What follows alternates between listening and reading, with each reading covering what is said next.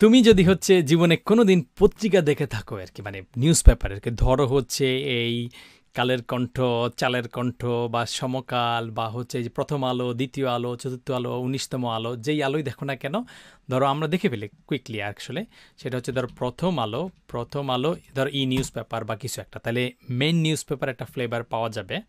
এবং সেটাতে গেলে তুমি দেখতে পারবা নিউজ পেপারের মধ্যে কী আছে, কোনো একটা জিনিস ওরা অনেক বড় করে লিখে রাখছে, ধরো আমাদের এটার দরকার নাই, এখানে দেখো পত্রিকার মধ্যে তারা আচ্ছা টাকা পয়সা চাচ্ছে, আর এবারটা টাকা পয়সা পরে দিতে পারবো, আগে এটা দেখা। এখানে কি আছে তুমি দেখো যে এই প্রথম আলো লেখাটা অনেক বড় করে আছে, এইটা একটু সবচেয়ে হেডলাইন দিনের খবর, এটা আরেকটু বড় করে আছে। আবার এগুলো হচ্ছে একটু কম বড় হেডলাইন, এর জন্য একটু ছোট করে আছে। এগুলো আবার আরও কম বড় হেডলাইন, এর জন্য আরও ছোট করে বলা আছে। তার মানে তোমার এই একটা নিউজ পেপারের মধ্যে যে জিনিসটা সবচেয়ে বড়, এটা হচ্ছে বড় হেডলাইন, তারপরে হচ্ছে মাঝারি হেডলাইন, তারপরে পুস্কা পুস্কা হেডলাইন, এইরকমভাবে হচ্ছে হেডলাইনগুলোকে ওরা সাজায় রাখতেছে। এটা শুধুমাত্র প্রথম আলো যে নিউজ পেপারে থাকে বিষয়টা এরকম না, বরং ওয়েবসাইটে গেলেও তুমি এই জিনিসটা অনেক দেখতে পারবা। ধরো আমরা আমরা এই উইকিপিডিয়াতে আসলাম, দেখো যে এইটা অনেক বড় করে লেখা আছে, এটা আবার একটু কম বড় করে লেখা আছে, নিচে গেলে হচ্ছে আর একটু কম আকারে লেখা আছে। এইটার সাইজ আর এটার সাইজ কিন্তু সেম না, আবার এটার সাইজও সেম না। তার মানে এই কোনো একটা ওয়েবসাইটের মূল যেই হেডলাইন, ওই জিনিসটা তুমি যদি একটু বড় আকারে দেখতে চাও, তাহলে তুমি লিখবা হচ্ছে হেডিং। তো তুমি যদি দেখো আমরা এখানে যাই, এখানে গিয়ে ধরো আমরা উপরের দিকে কোনো একটা হেডিং লিখি, এবং হেডিং যে শব্দটা আমি বললাম, এই হেডিং শব্দটা শুরু হয়েছে এইচ দিয়ে, এবং আমি এটাও বলছি যে হেডিং অনেকগুলো হয়। এই যে আমরা এই ওয়েবসাইটে সাক্ষাৎ দেখলাম যে সবচেয়ে বড় একটা আছে প্রথম আলোর মতো, তারপরে হচ্ছে কম বড় আছে, মিডিয়াম বড় আছে, এইরকম টোটাল হেডিং আছে 6টা। তো এই এইচ হেডিংয়ের ট্যাগটা সবচেয়ে বড় হেডারটা হচ্ছে H1। এই H1 ট্যাগটা লেখার জন্য ট্যাগটা শুরু হবে হচ্ছে লেস দেন দিয়ে, শেষ হবে হচ্ছে গ্রেটার দেন দিয়ে, এবং এর মধ্যে তুমি H1 এটা লিখে দিবা। একইভাবে এইটার যখন হচ্ছে শেষেরটা লিখতে যাবা, সেটাও শুরু হবে লেস দেন দিয়ে, আবার শেষও হবে হচ্ছে গ্রেটার দেন দিয়ে। এর ভিতরে তুমি H1 একই জিনিস লিখবা, আর শুরু আর শেষের মাঝখানে কি হবে, একটা স্ল্যাশ দিয়ে দিবা। এখন তুমি চাইলে এখানে কিছু লিখতে পারো, ধরো এখানে তুমি বাংলাদেশ লিখে দিলা, যে বাংলাদেশ সবচেয়ে বড়, এটাকে সেভ করে তারপরে তুমি হচ্ছে ব্রাউজারে চলে গেলা। আমাদের কাজ হচ্ছিল তখন ধরে সেকেন্ড ওয়েবসাইটে, এটাকে রিলোড করলে দেখবা সব লেখার মধ্যে এই বাংলাদেশ কথাটা অনেক বড় আছে, সবচেয়ে বড় হচ্ছে বাংলাদেশ। এগুলো বোল্ড টোল্ড এর কাছে কিছুই না, তার মানে সবচেয়ে বড় হেডিংটা হচ্ছে H1।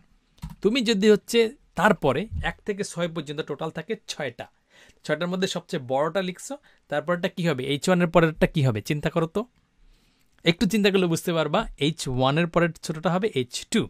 তো তুমি চাইলে ধরে ধরে এরকমভাবে H2 লিখতে পারো, যে আমি একটা ট্যাগ লিখলাম, এটা শুরু হলো H2 দিয়ে, আচ্ছা তারপরে ধরো তুমি শেষ করে দিলা। এরপরে যদি তুমি করতে যাও, তোমাকে এই ভিজুয়াল স্টুডিও কোড কিছুটা হেল্প করে দিবে। দেখো আমি কিন্তু পুরোটা লিখি নাই, আমি শুধু স্টার্টিংটা লিখছি। ও কিন্তু জানে যে আচ্ছা আমি এটা করতে চাচ্ছি, এই জন্য সে তোমার এটার ক্লোজিং যেটা ট্যাগটা আছে এটাও তোমাকে দিয়ে দেবে।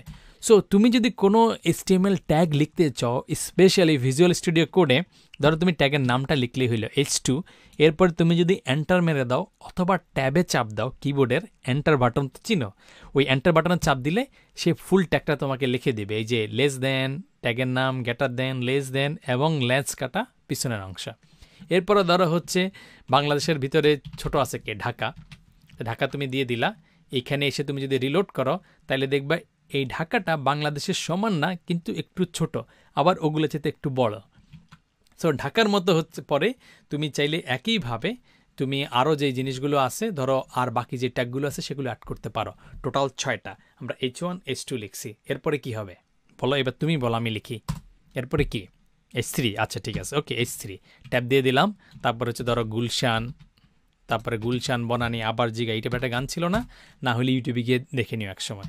তো গুলশানের পরে তুমি এরপরে কি করবা, এরপরে হচ্ছে তুমি H3-র পরে ধরো তুমি H4 দিলা, যে আচ্ছা এর সাথে ছোটো কি, ধরো বনানী, তারপরে হচ্ছে বাড্ডা, হাবিজাবি, H5 দিলা, ধরো হচ্ছে এইটা হচ্ছে বাড্ডা, তারপরে হচ্ছে লাস্টে হচ্ছে কি বাড্ডা মামার দোকান বা কিছু একটা মামার দোকান।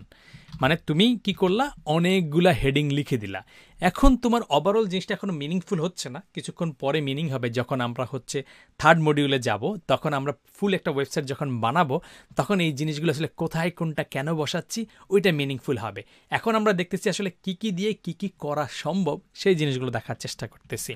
তো এখন আমরা এই পুরোটাকে সেভ করে যদি এই জায়গাটায় রিলোড করি তাইলে দেখবা যে এই যে কীভাবে বড় থেকে ছোট হয়ে যাচ্ছে।